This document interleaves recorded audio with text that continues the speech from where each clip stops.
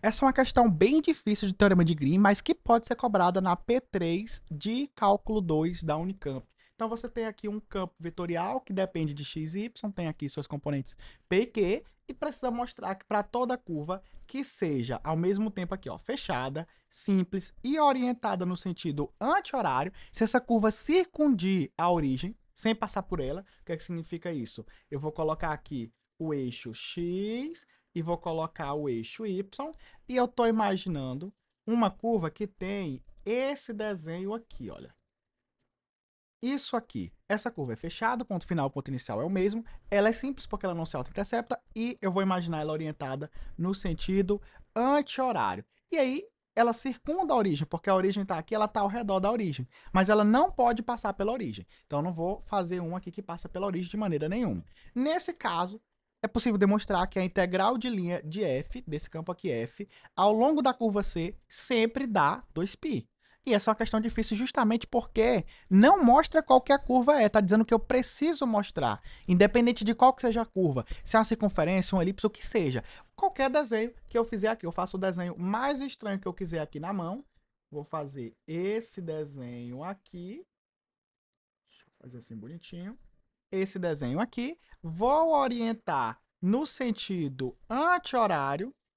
E é verdade que a integral de linha de f ao longo dessa curva C aqui tem que ser exatamente 2π, independente de quem que seja a curva. Então, existe uma ideia, é necessário uma ideia aqui muito interessante para poder resolver essa questão, que, primeiro, é necessário perceber que usa o teorema de Green, mas isso é óbvio, porque a questão está gritando o teorema de Green, os termos fechados, simples, orientado no sentido anti-horário, ou seja, que está falando de orientação positiva, são condições para aplicar o teorema de Green. Então, essa questão está gritando que precisa aplicar o teorema de Green. Só que não é tão óbvio o modo como vai ser a aplicação aqui do teorema de Green. E para isso, nós iremos colocar aqui uma curva, que eu vou chamar aqui de C', que ela precisa ser uma circunferência de um raio A. Então, vou fazer aqui um desenho aqui bonitinho de uma circunferência. Olha, tá bom aqui, imagina que isso daqui é uma circunferência. Uma circunferência cujo raio é igual a A. E eu vou supor que esse A seja um raio pequeno o suficiente, de modo que essa curva C' esteja contida na região delimitada por C. Então, se eu faço um raio grande, estaria aqui do lado de fora. Aí eu pego um raio pequeno o suficiente, de modo que essa curva C' realmente esteja aqui contida nessa região. Nesse caso, aí sendo uma questão de discussão, você precisaria escrever exatamente o seguinte. Deixa eu escrever aqui com o teclado, olha.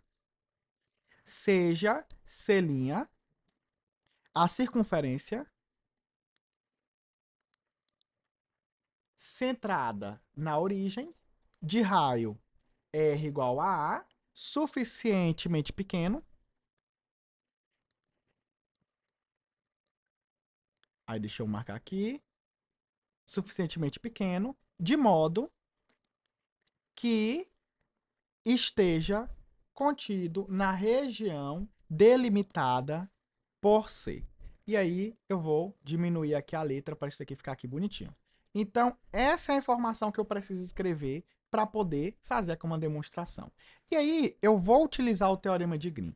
Só que nesse caso, eu vou pegar essa C' aqui e ela vai ser uma circunferência. Também eu vou colocar ela orientada no sentido anti-horário. Orientada no sentido anti-horário. Estou fazendo isso para eu conseguir aqui fazer uma parametrização dela de modo que seja mais simples possível. Então, se essa C' está orientada no sentido anti-horário, eu consigo dizer exatamente quem que é a parametrização dela. Vai ser que C'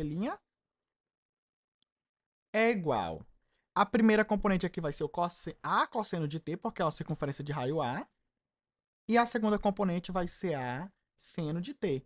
E se está no sentido anti-horário, eu sei que o t vai de 0 até 2π. Se eu quisesse no sentido horário, eu botaria de 2π até 0.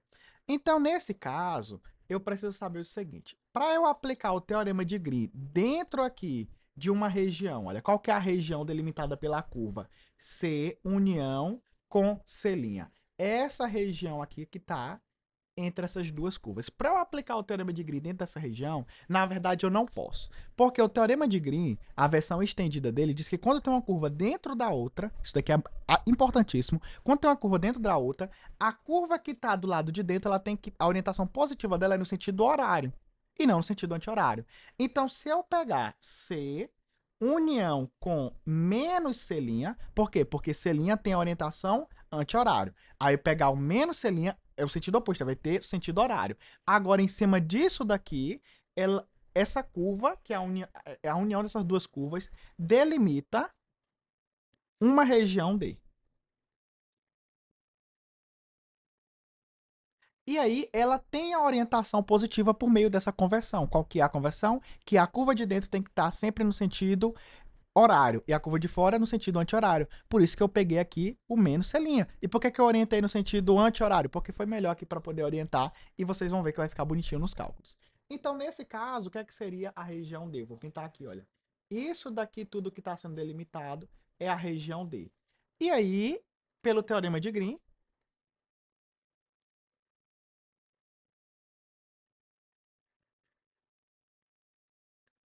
vale o seguinte, que a integral de linha aqui em cima de C, união com menos C' de F é igual à integral dupla sobre D da componente.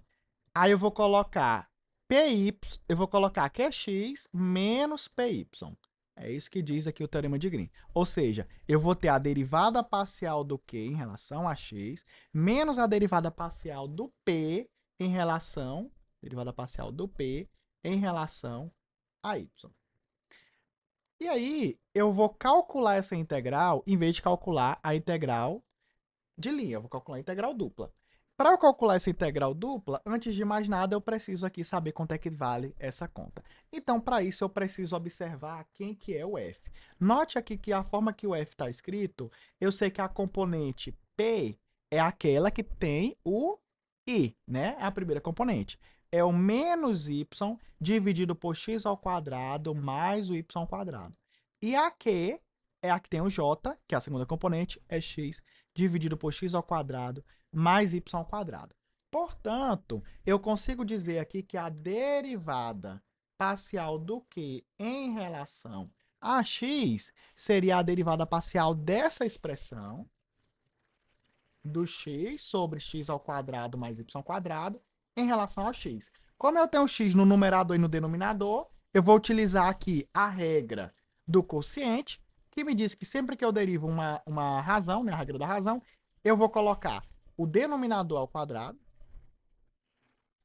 e lá em cima vai ser derivada do numerador vezes o denominador, menos o numerador vezes a derivada do denominador. Então, mais uma vez, derivada do numerador, derivada do x, é 1, vezes o denominador,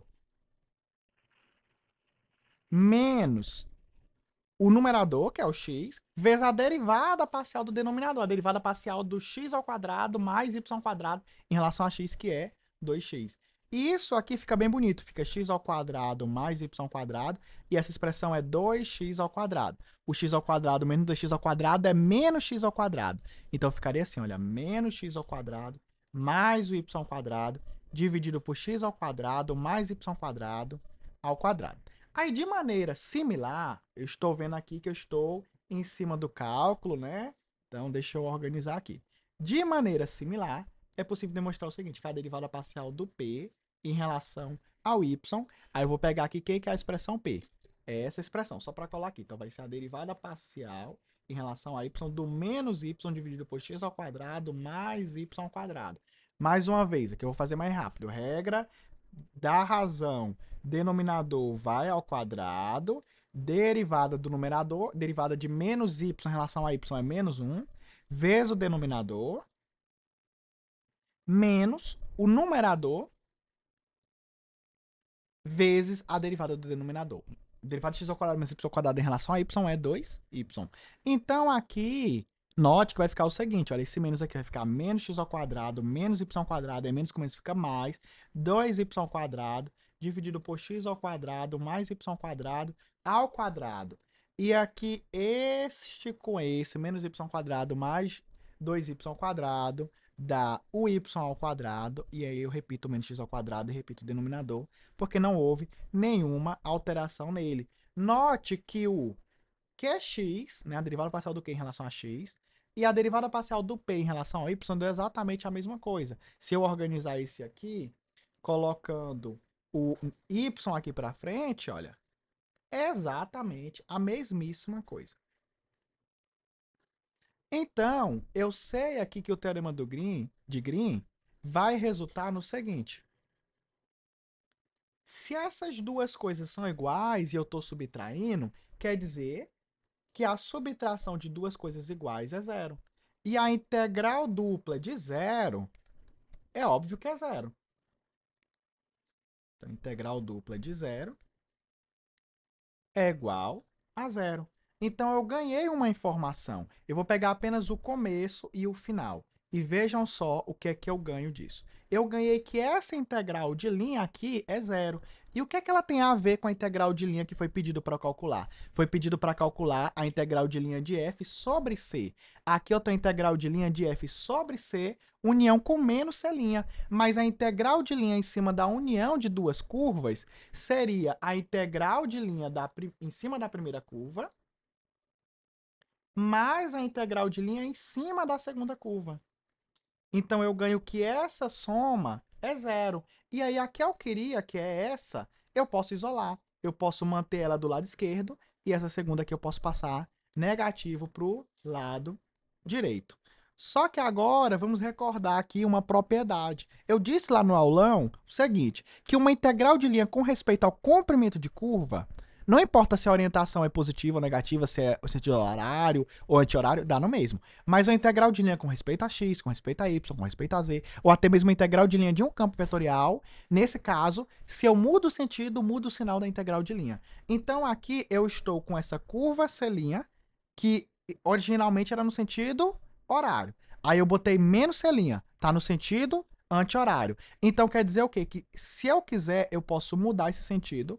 Eu vou botar aqui um mais, olha, ele está no sentido anti-horário, ele tá no sentido horário e agora vai virar pro anti-horário. Eu boto um mais aqui. Ou seja, eu posso tirar esse menos daqui, botar um mais e esse menos vem para fora. Aí esse menos com menos fica mais. Ou eu posso pensar o seguinte, olha, esse menos daqui, ele pode vir para cá, olha, aí menos com menos fica mais, tá? Dá na mesma. Então, eu sei que isso aqui é a mesma coisa da integral de C' de f sobre C', em que C' é essa minha curva aqui muito bonita, uma circunferência entrar na origem de raio R, no sentido anti-horário, e aí o resultado dessa integral sobre f, de f em cima de qualquer curva C, é o mesmo do resultado dessa integral em cima da circunferência que a gente construiu de maneira muito engenhosa. Então, essa daqui é a ideia muito inteligente para poder resolver essa questão. Porque agora, depois disso, eu sei que a resposta vai ser resultante apenas de calcular essa daqui. E essa daqui, inclusive, já até caiu em prova mesmo. Realmente caiu exatamente assim, essa última integral aqui. É integral facílima de calcular. Por quê? Essa integral de linha, você usa a definição. Então, seria a integral de linha do f parametrizado vezes, aqui é um produto escalar, a derivada do r. E aí vira uma integral ordinária, em que isso daqui tem que variar de a até b, em que a e b são os valores iniciais e finais aqui da parametrização. Note que nessa parametrização eu tenho aqui o t indo de 0 até 2π, portanto aqui eu coloco indo de 0 até 2π. Só que aí tá faltando algo aqui para fazer. Eu preciso fazer essa conta e preciso também dessa conta. Para eu poder saber a resposta de quanto é que dá essas duas expressões, eu preciso copiar aqui algumas fórmulas e a partir dessas fórmulas fazer contas com elas. Então, vou colocar aqui tudo o que vocês precisam saber. Você precisa do f e você precisa da parametrização da curva, né? Que está aqui a parametrização. Essas são as duas coisas que você precisa saber. Então, vamos lá. Se isso daqui, né, que eu vou escrever assim, olha, C' tem uma parametrização R de T. Deixa eu colocar aqui um espaçozinho aqui. Então, C' tem a parametrização R de T. Se esse daqui é o R de T, quem que é o R'? Quem que é a derivada? Então, eu vou derivar componente por componente. A derivada do A cosseno, o A sai para fora, a derivada do cosseno é menos seno. Então, fica menos A seno. A derivada do A seno, o A sai para fora, a derivada do seno é o cosseno. Agora, o que é que seria esse f parametrizado? É a expressão do campo vetorial f, de modo que onde tem x eu troco pelo A cosseno, porque esse daqui vai ser o meu x, é o x de t, e onde tem y eu troco pelo A seno, porque esse é meu y, o y que depende de t. Então, nesse caso, ficaria o seguinte, ficaria menos y, ou seja, menos A seno de t, vezes aqui o i, mais o x, que é o A cosseno de t, vezes o j, sobre o x ao quadrado mais y ao quadrado. Só que o que é x ao quadrado? É A ao quadrado cosseno ao quadrado de t. O que é o y ao quadrado? É A ao quadrado seno ao quadrado de t. Só que essa expressão aqui, colocando A ao quadrado em evidência, ela fica muito mais simples. Eu vou precisar dar uma diminuída nela para poder mostrar para vocês como que essa expressão aqui fica simples. Note que esse denominador aí, colocando A ao quadrado em evidência, ele vai ficar multiplicando cosseno ao quadrado mais seno ao quadrado, que pela relação fundamental da trigonometria vale 1. Então, aqui no denominador, nós temos simplesmente o A ao quadrado. Só que esse A ao quadrado, ele divide esse A aqui. Então, fica ainda mais simples aqui essa expressão. Eu vou abrir aqui um espaço para vocês verem como é que fica. Então, vai ficar assim, olha. Daqui sai que o f parametrizado é o A dividido por A ao quadrado. Aí fica 1 sobre A, né? Então, ali ficaria menos seno de t sobre A.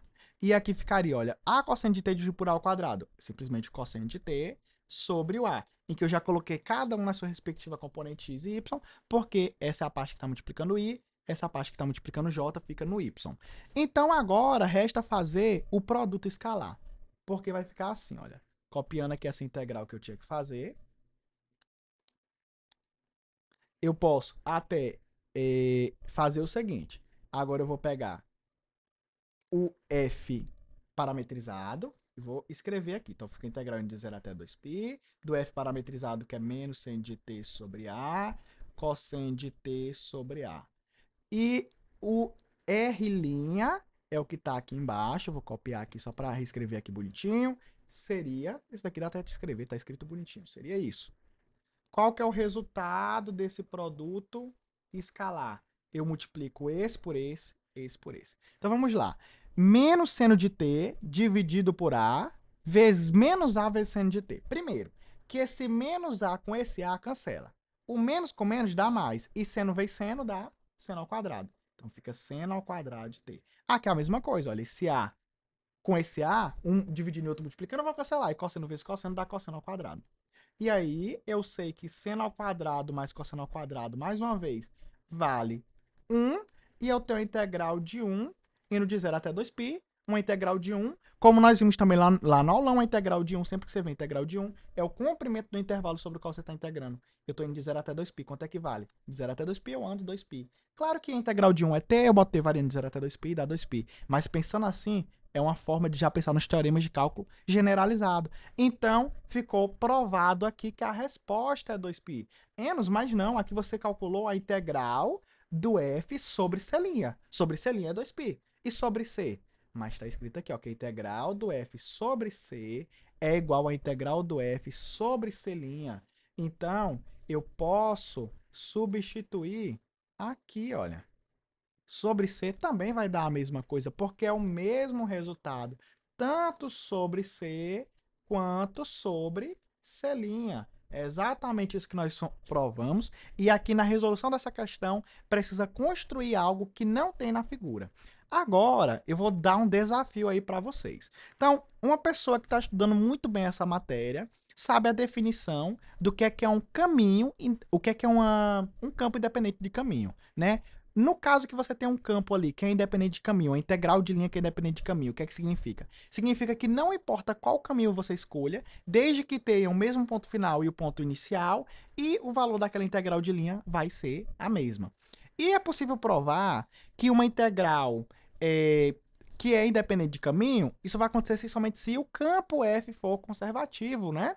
E esse campo F é conservativo, se o campo F for conservativo e você calcular a integral de linha em torno de uma curva fechada, o resultado dá zero. Por quê? Porque tá aqui, olha. Tá aqui uma curva fechada qualquer. Você pode quebrar ela em duas partes. Tem aqui C1 e tem aqui C2. C1 tem uma direção aqui, ó, digamos assim, positiva. C2 tem uma direção aqui, digamos aqui, negativa. Então, fazer a integral indo de C1 até C2 dá um resultado. Vou botar aqui, indo de ponto A até o ponto B dá o resultado. E agora, indo do ponto B até o ponto A, dá o mesmo resultado, só que com o sinal trocado. Então, se você calcular uma integral que é independente de caminho, o resultado dá exatamente zero. A integral de linha é independente de caminho, em torno de uma curva fechada, é zero. E aí, aconteceu o seguinte. Essa integral, em torno dessa curva fechada, não deu zero, deu 2π. Então, quer dizer que ela não é independente de caminho, quer dizer que ela não é campo conservativo, né? Mas por que ela não é um campo conservativo? Se quando eu calculei o QX e o PY deu a mesma coisa. Então tá aqui a pergunta aqui, ó, de maneira mais explícita. Quem não entendeu nada que eu falei. A gente aprende que uma condição necessária para que um campo seja conservativo é que o QX seja igual a PY. E se o campo for conservativo, é um corolário disso que, calculando a integral de linha em cima de uma curva fechada, a resposta dá zero. Então, essa daqui não deu zero.